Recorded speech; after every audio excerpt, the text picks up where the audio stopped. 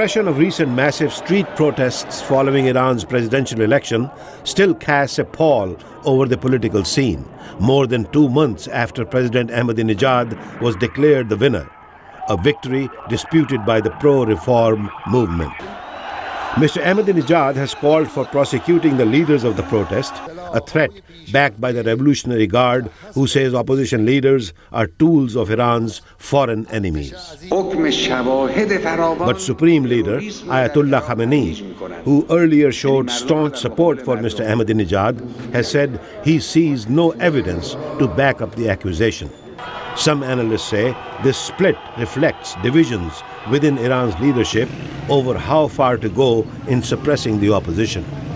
James Phillips is a senior Iran analyst at the Heritage Foundation. I think there's a naked struggle for power going on within Iran, not only between hardliners and reformers, but between the hardliners in the same camp.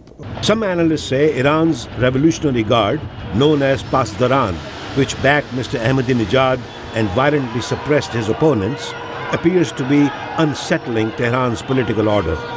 Some even believe the Revolutionary Guard may now be challenging Iran's clerical hierarchy that ultimately rules that country. The Pasdaran was created in 1979 as a military force meant to protect the Islamic Revolution from the Shah's army. Since then, it has expanded to become a significant political and economic force. So much so that the Pasdaran dominates President Ahmadinejad's new cabinet that was approved by Parliament Thursday. Analyst Mohsen Sazegara says the Revolutionary Guard now even controls trade and business sectors of the country. He says it is becoming a threat to the regime. They are not only a military force, they are like a political party, like the Communist Party in communist regimes. They are like the Western huge financial companies, holding companies. They are involved in more than 800 huge companies of Iran. They control the intelligence of the country. Ken Katzman of the Congressional Research Service does not see the group as a serious threat in the near future. He says even as the guards suppressed the recent violence, they were following orders. They did everything the Supreme Leader wanted them to. There was no evidence that they were going off the reservation and doing anything the Supreme Leader does not want done. But Sazegara says the actions of the Pasdaran against the peaceful demonstrators on the streets did damage the Ayatollah's position.